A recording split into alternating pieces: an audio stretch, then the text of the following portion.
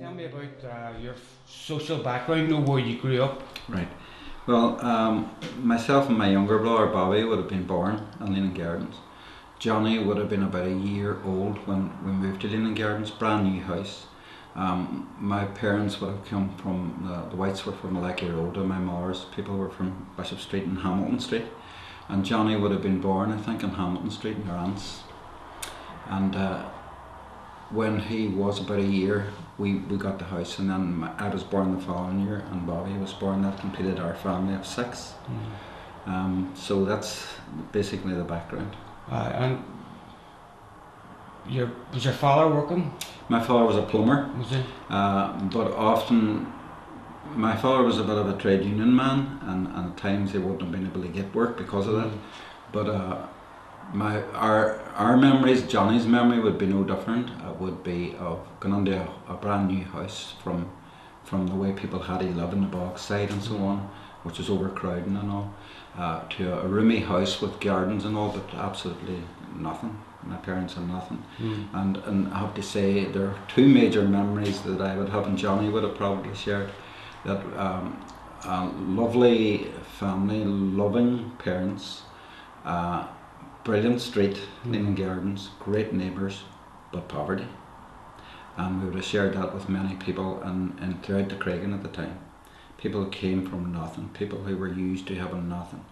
A town of serious long-term unemployment, discrimination because people were from a nationalist stroke Catholic background. They weren't allowed jobs, and my father would have travelled a lot in the early days before we moved to Craigan to work in England. Couldn't get work here, even though he was a qualified plumber. My mother never worked outside the home, but many women kept the economy of Derry going. Hadn't it been for women working in the shirt factory, they could have shut the town down. It's as simple as that. So Derry is renowned for unemployment and for lack of housing, and that's where the civil rights begins. And just in terms of, you kind of touched on it there, your experience and Johnny's experience of social injustice, the way we voting and gerrymandering and things like that. Yeah. Would you be in the age group where you would have experienced that? Well, it wouldn't have affected us till later on, but we're aware of it. We're aware through hearing our parents talking about why there were no jobs, why there were no housing. And then my older sister, Tilly, when she first got married and they had her first child, I remember this very well. She had gone down with her husband to the housing trust, as it was then, I think, and asking about, they were living with us at the time, and so that mean there was about 8 or 9 of us in the house or whatever. And they told her, and she asked how long would she have to wait, and they said 10 years. 10. And that was normal. And so they went to Lisburn, and within weeks had a job, 3-bedroom house. They both were working, and so that was the difference. So that's we grew up with that, and then it wasn't until later on, maybe in our teen years, we started to find out that actually not everybody had a vote, and it didn't really matter if you had a vote or not, because they had divided the areas up in such a way that what they call gerrymandering, that there was, I think, I can't remember the numbers now, but I think something like 16 unionist councillors to 8 nationalist councillors, even though there was a vast majority of nationalist people. So the gerrymandering sorted that out, so we were aware of that at the time, and that was a growing awareness over the 60s, I think, of injustice basically. Do you think that people just accepted it? Oh, that's just the way it is. Yes, there was that, but I think there was an underlying anger too, and people kept their heads down, because I remember very clearly playing football and stuff in Leaning Gardens, and the policeman walked up the street we cleared. Now this is a story you'll hear over and over again throughout the Derry area, Brandywell and all, because there was a fear of them. And I was aware to some extent, even as a very young boy, of the IRA campaign. Of hearing about bombs going off in custom stations and so, and my parents would have, don't be talking about that, that's dangerous stuff. It wasn't until much later on that we realised my mother's people had connections with that sort of history as well, but we didn't know anything that then. What we were aware of, that it was an oppressive type of state. And I think even in my teens I became aware, and Johnny would have been the main element in bringing this into our house more than anybody else. Around the age of 16 or 17 he would start to appear with James Connolly literature, and I would quietly read it at night, and that changed everything. You could start to see then what was happening here, that there was more to this than just a wee local police force and us and so on, and it was just unlucky that we had no jobs and so on. It wasn't like that at all. You could see that this is a history, and that was the beginning of political awareness for me. And Johnny brought that on. Johnny went out, worked in the BSR. I worked in the BSR. What's that? It was a British sound recording. It was a big factory in Blease Lane in Derry, and employed over 2,000 men. Now Johnny left school, went straight on there. I left school the year after, or a year and a half after, went straight on there. My younger brother Bobby left school, went straight on to the BSR. And Johnny became involved very quickly in there with trade union agitation. So he was immediately in that. It must have been in his blood or something. It wasn't for me or Bobby, I don't think, but he brought that very quickly to our home, and it was eye-opening. Do you think so what was it through the trade union that he became active socially like that? I don't know. I imagine that was his first. How he met or how he became involved in the Republican movement, I don't know the details of that. But I do know when I was about a year in the BSR, Johnny started to bring this literature on. So he'd already joined, although I wouldn't have known. He was already a member of the Young Republicans, or whatever it was they called themselves at the time. He would have kept that quiet from my parents, because they would have worried, obviously, because of the police and stuff and their own history that we didn't know about. I mean, it turns out that my mother's relations suffered greatly at the hands of the state. One uncle of my mother's particularly spent his last years in the Derry jail and wouldn't sign the paper to get himself out. His name was Bobby McInerney, and they released him to die, and he died within weeks of his release. So they had that own history to themselves, which they kept. They tried to protect us from, but Johnny brought it on. That's where it came from, and that's everything began to change in our home then. Right. Like, what was the change? The change developed over the next couple of years because Johnny got involved with selling United Irishman, which was banned. It was the Republican national newspaper. Now we're talking what they later called the official Republican movement. There was only one Republican movement.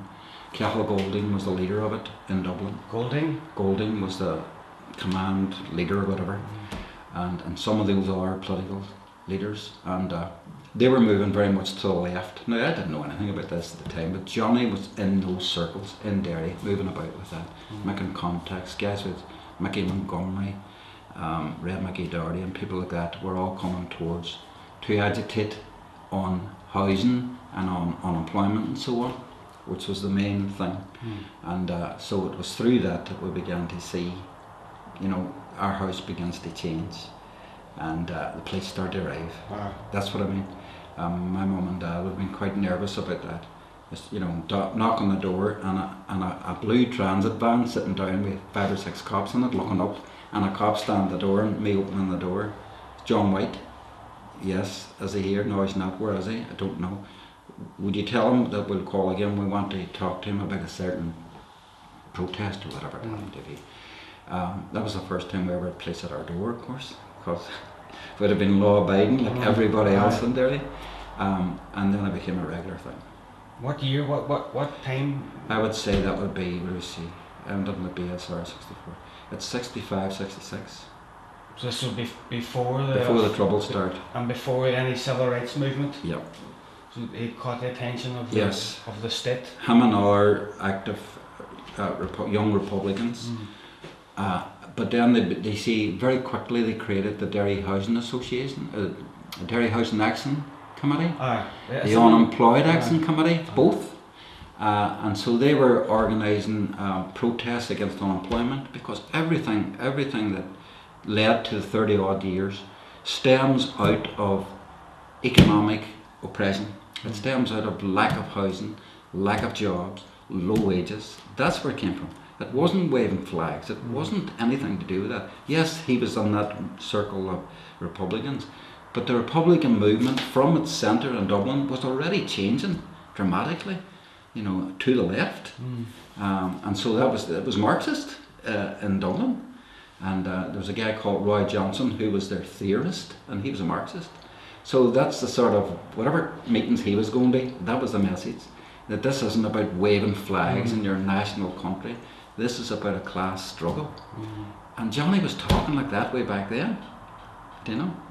So, massive change for everybody. But the police started to arrive, and as I say, that began to change everything. And that never ceased right through the end until Johnny actually went on their own in 1970. Motorman, whenever that was, 71 or whatever. Our house was raided kind of regularly, do you know, as well, during the Troubles. The civil rights campaign had begun. People were under attack from the police. I know it was on the streets like everybody else. It was rioting, trying to defend your area and so on. And Johnny was at the forefront of all that too. So there was a lot of criticism from the old hands saying, you know, you're neglecting, we need defence of the areas, and you're talking about tenants associations and so on. So you could see where they were coming from too. And then that led to the split. And on one side of the split was the official Republican movement, and the other side was the professionals. And Johnny would have been very much on the official Republican movement side, not because he didn't think there was a need for armed resistance, because he did, and he was involved in it heavily. He was OC of the official IRA in Derry, so everybody knows this, you know. So he wasn't opposed to people defending themselves in any way they could, but what he was opposed to was any idea of the national pride thing. Johnny was never a patriot, national pride person. He was a socialist Republican. He believed, like James Connolly, in fact, Connolly was his greatest influence, that it wasn't worth fighting for, it would be worthless unless it was we're fighting for a socialist republic, working class at the head of it.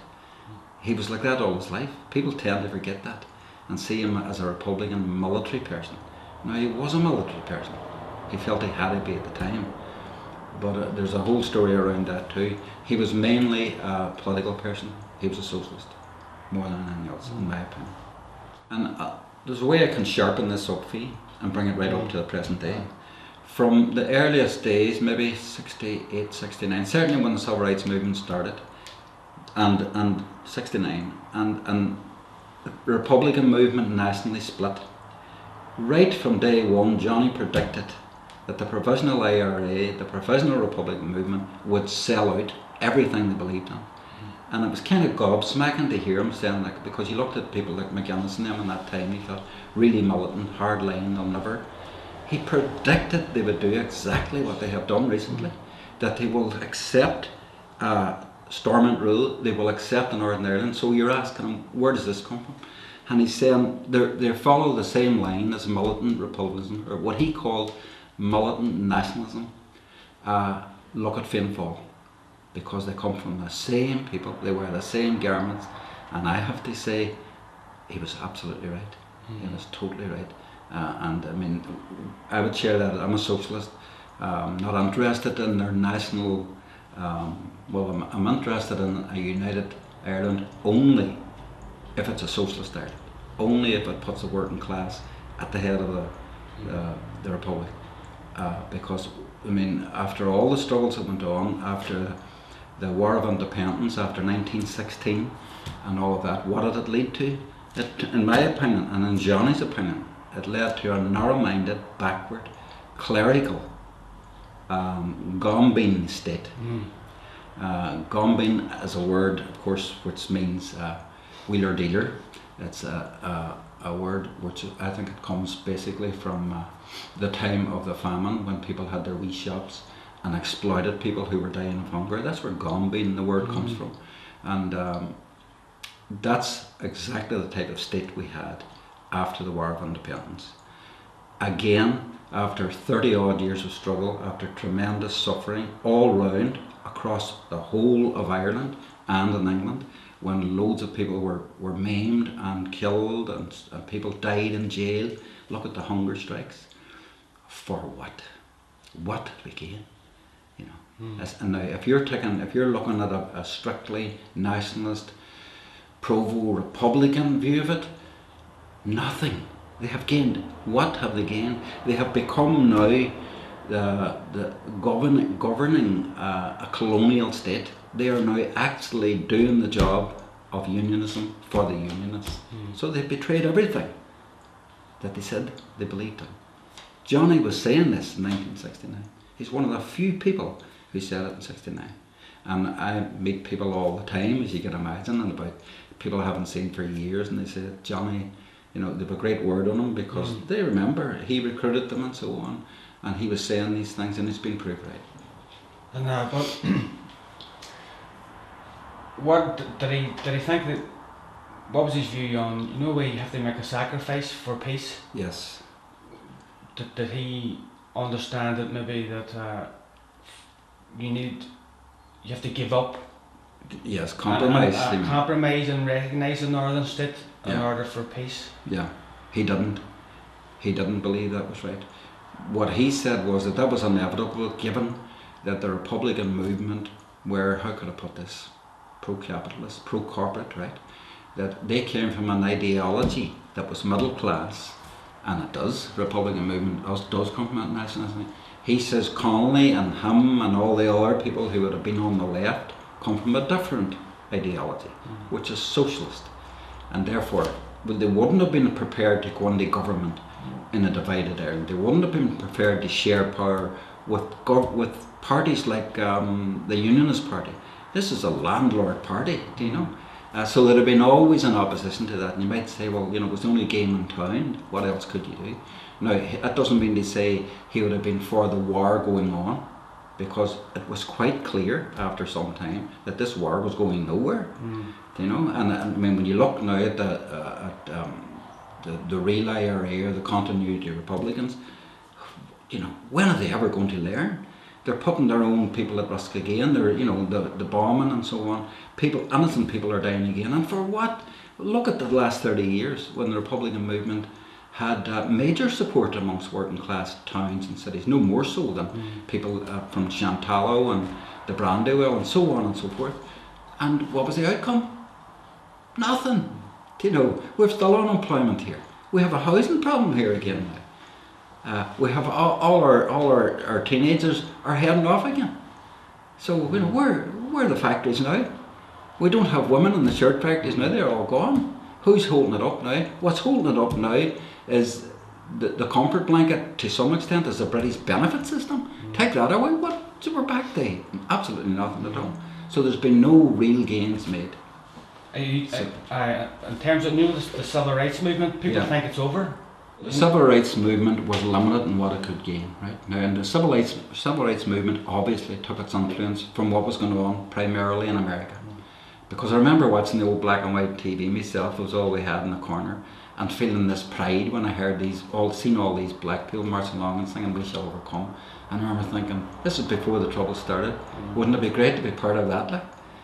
But it was limited what it could achieve, especially in this country. When you started to unravel it and realised, well, it's about more than just being around. Now, it did achieve that, and it achieved, as Eamon McCann often says, the biggest achievement of the civil rights movement was the housing executive, strangely enough. Because before that, you had one man, Anderson, the mayor, allocating houses to everybody in the town. That's exactly how it was. But after that, then you had a point system, which everybody else admired. Right now, of course, they're cutting away the housing executive. They're going to shut it down. They're privatising houses and so on and so forth. That was a major gain. And the jobs front, very little gain.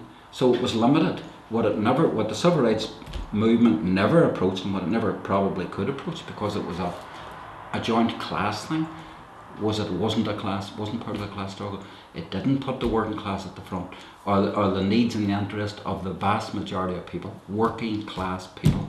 And in that I include the teachers, the doctors, the social workers, the carers, all of those people I see as working class people. It didn't put those at the centre of it. That's the difference between Connolly and Johnny Socialism, Republicanism, whatever you want to call it, and the rest. Well, what was the ideology behind the civil rights movement then? No, like the John. People Yes. think when people think civil rights, they think John Hume. Yeah. It's some, you know, the history is written by the victor almost. Yes. You know, by the main Yes. head. Yeah. People think what was Well, his ideology as opposed to Johnny's. I'll give you Yours? I'll give you a brief my view of how that came about. It came about on the streets. The first actions came about through the Derry Housing Association and the Derry Unemployed Group, and they pulled a caravan across Hampton Street with a man living in a caravan, damp conditions, and the police didn't arrest him. And then the next day they took over a house up in Harvey Street. A woman, Nellie MacDonald I think her name was being evicted, and they walked in and took over the house and said, "You're not evicting her." They got that woman a house, right? That's how it began. So it came out of a working class need, it came out of poverty, it came out of lack of housing, the civil rights movement did. But very, very quickly it was taken over by the middle class, Catholic middle class in this town, as they do, because they were the ones mainly with the education and with the money and so on and so forth. And John Hume was part of that. And people like Eamon McCann, even then, were opposed to that. And he actually walked out of the big meeting that the Derry Citizens Action Committee was set up on.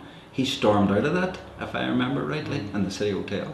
Johnny and them stayed on. They thought they could work within it. But of course, McCann was right. Very quickly, the middle class took control of the civil rights movement. So it was limited. It wasn't a class movement, but it was a necessary movement. It was every bit as necessary in Derry and in Belfast as it was in Alabama or any of the black states in America. So, but it was limited. So what we never got, and this is where, I mean, how far do you want to go back? We're 100 years on from the 16 Rising, and James Connolly, who in my belief was the greatest visionary this country has ever seen to this day. But he was in a minority then. Throughout the 30s, left-wing Republicans were in a minority throughout all the rest of the struggles, and it was the same applied. Now they came in somewhere along the 60s, they took over the Republican movement, but look how long that lasted. The nationalist, the middle class ideology took grip again, and socialism is always pushed to the side. Willie, could you tell me about what led up to the Battle of the Bogside and your memories and with Johnny's activity around then? Right. Well, I mean, he had been heavily involved in, and our house then would have been quite busy with people coming and going and organising the demonstrations and so on. But when 1969 and the Orange Parade came along, I was down bottom William Street with my buddies and all, looking across at them, marching down Waterloo Place, and then the rioting started. Now that, as you know, led on to the Free Derry thing and all. Now Johnny had joined the Derry Citizens Defence Committee, and as a member of the Republican movement, and other members of the Republican movement, all involved in that, as well as citizens and, you know, Paddy Bogside, all that people were involved in. And so it became a matter of defending your area, because of the attacks on the Bogside and so on were so vicious.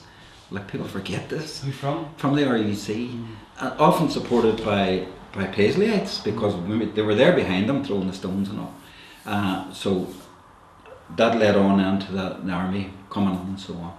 But Johnny was heavily involved before the army came in the defence of the Bogside. And he was seriously injured during a riot where actually somebody had dropped a bottle from the high flats and Johnny was underneath a long way down, and the bottle hit him here, glanced off him. He had a big scar down here. But I mean, obviously we were all involved in rioting. Do you know what I mean? It was just a community thing. It was an emotional thing, like. And I used to watch him. He would have been up at the front all the time. That was it. I mean, it was how he was. Do you know what I mean? He was fearless, like. And but a lot of stuff was going on then in the other meetings I would have known nothing about, because we were just the hoods, whatever, the rioters, you know. So I really didn't know the ins and outs of what they were doing. It wasn't until later then that it became a war, really. Then I don't know how much I can say about that, except that our own home became like a headquarters. And so there was a lot of stuff went on through the next few years. The police were raiding us all the time. Myself and my brother would have been pulled out of our beds at 4 in the morning. Johnny, of course, wouldn't be there because he was on the run already.